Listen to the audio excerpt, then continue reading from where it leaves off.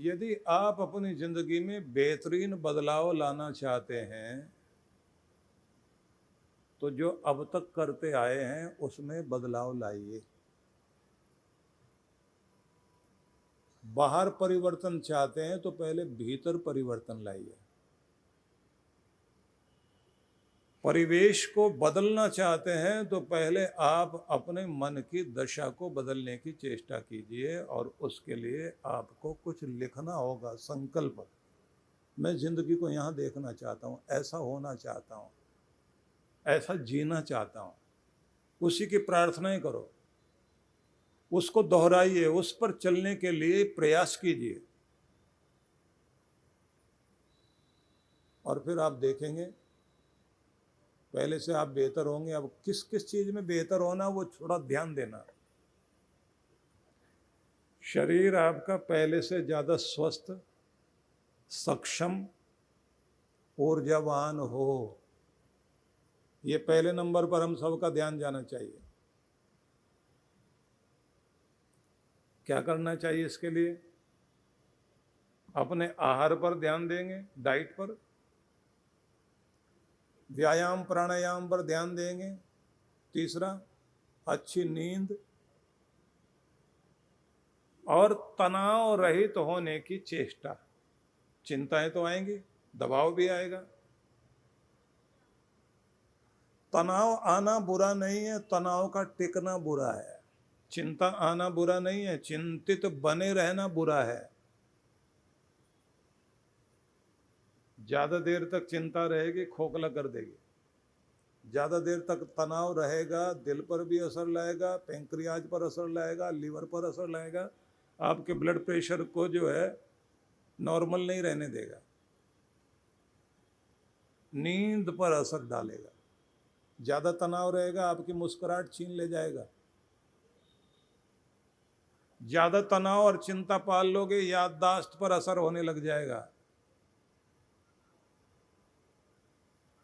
ज्यादा तनाव टिकाओगे तो इरिटेशन बढ़ेगी, खीज।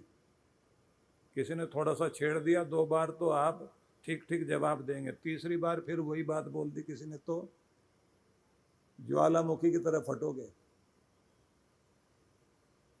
घर के लोग कहेंगे हो क्या गया, बात ऐसी क्या कह दी हमने, और लोगों को पता नहीं भीतर आग थी, आपने कुरेद दिया। तो आपके ग्रंथों में बहुत कुछ समझाया गया है। तो सबसे अधिक तो मैं ये कहूँगा कि आप सब थोड़ा अपने ग्रंथों की तरफ लौटिए, और विशेष रूप से दुनिया में बहुत कीमती चीज़ें होंगी और आपसे कीमती कुछ भी नहीं है भाई। आप हैं तो दुनिया है, आपकी सेहत ठीक है तो सब कुछ ठीक है, आप खुश हैं तो आपके लिए पूरी दुनिया खुश है। बीमार के लिए कोई दुनिया में कुछ भी सुख नहीं है। भीतर से निराश, भयभीत और चिंतित, दुखी आदमी के लिए दुनिया में कोई रंगीनियां नहीं है। भीतर से परेशान, भयभीत आदमी के लिए कितनी भी रंग बिरंगी रोशनियां लगाइए, सब डरावनी हो जाएंगे।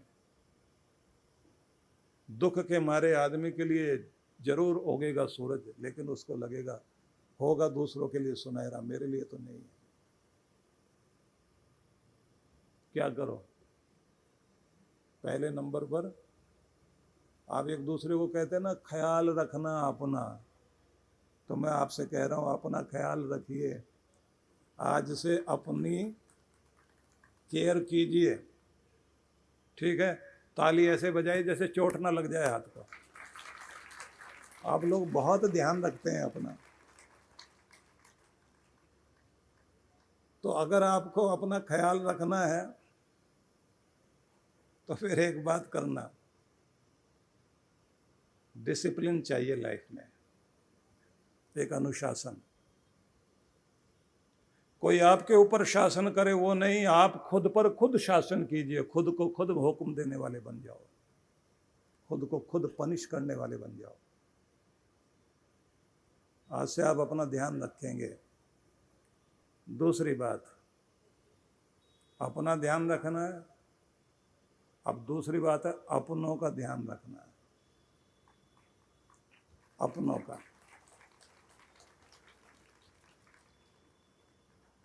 थोड़ी गहरी बात कर लें लेकिन सरल शब्दों में, आपके न होने पर जिनको आप नहीं है इस बात का सबसे ज्यादा असर पड़ेगा।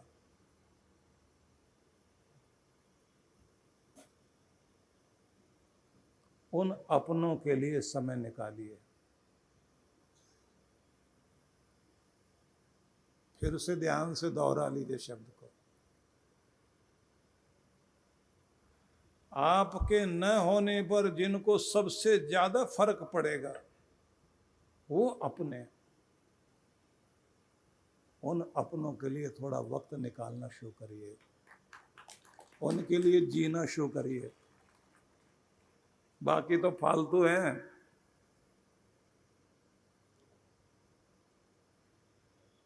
और कमाल की बात यह है कि एक तो आप, आदत है ना हम लोगों की, एक तो खुद को इग्नोर करते हैं, दूसरा अपनों को इग्नोर करते हैं और परायों को इम्प्रेस करने में लगे रहते हैं।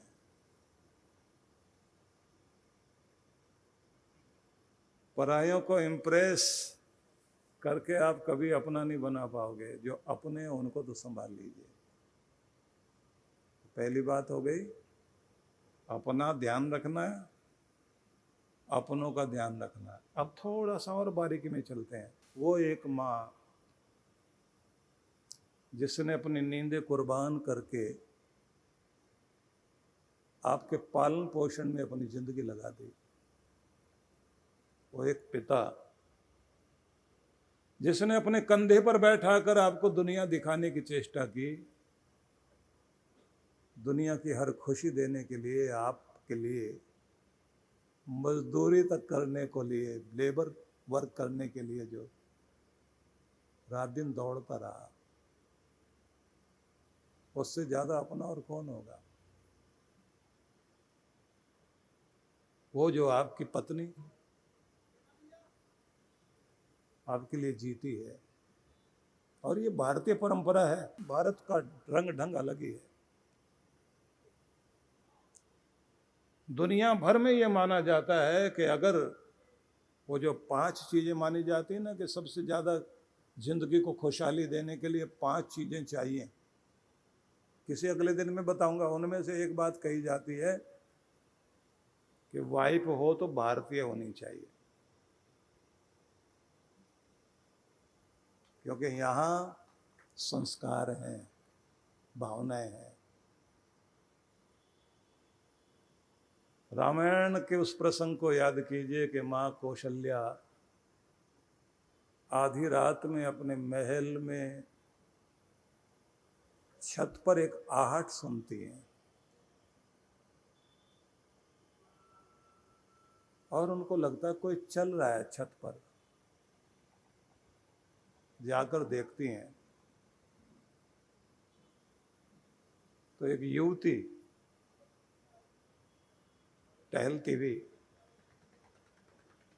खड़ी है। थोड़ी आगे बढ़ी तो देखा कोई और नहीं, मांडवी है, भरत की पत्नी। कौशल्या मां पूछती है, बेटी सोई नहीं है?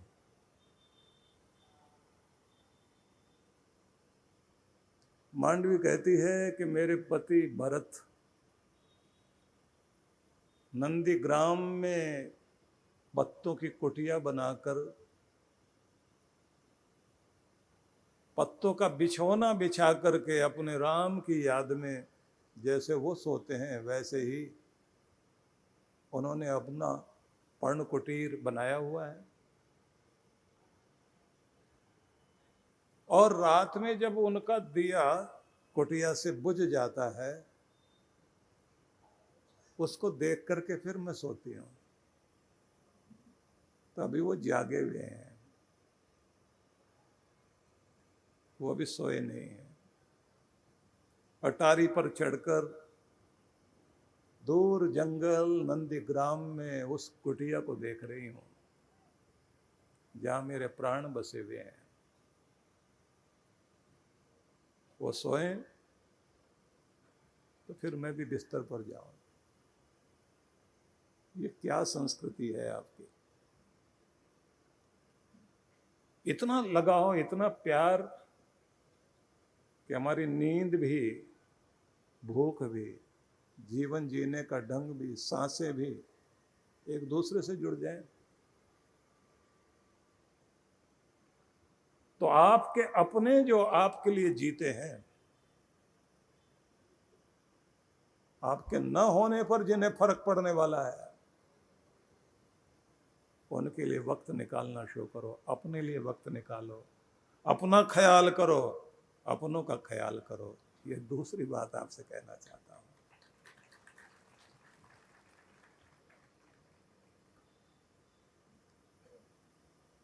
पूरे राजमहल में धीर गंभीर तप में लीन एक महिला है, उर्मिला। लक्ष्मण कह गए थे जाते समय कि सेवा का व्रत लेकर जा रहा हूं, भाई का प्रहरी बनकर के रहूंगा। यदि तुमने कभी भी महल में बैठकर आंसू बहाए तो तुम्हारे आंसुओं का प्रभाव मुझ तक पहुंचेगा जरूर, मेरी तपस्या हिल जाएगी। रोना नहीं। 14 साल के बाद जब राम जी वन से अयोध्या लौटे और पूरी अयोध्या जगमगा रही थी, महलों में प्रवेश हुआ, आगे आगे राम जी हैं, पीछे जानकी सीता, उनके पीछे लक्ष्मण। सबका अभिवंदन हुआ, वंदन हुआ, अभिषेक हुआ, चरण वंदन हुआ, चरणाभिषेक भी हुआ। लक्ष्मण की बारी आई। उर्मिला जल लेकर के आई हाथ में। जब लक्ष्मण के पांव में जल उड़ेलना था, जल तो गिरा लेकिन लोटा नहीं हिला। देखा आंसू बरस रहे हैं आंख से। सब हैरान, 14 साल तक नहीं रोई। सुमित्रा, मां कौशल्या, कैकेयी सब खड़े देख रहे हैं। कोई रोकना चाहता है तो कौशल्या मां कहती है रो लेने देना इसको। एक दिन के नहीं, 14 साल के आंसू हैं। और आज अपने पति की इस अमानत को लेकर के अपने पति के चरणों को धो लेना चाहती है कि आंसुओं से आपके चरण धोऊंगी।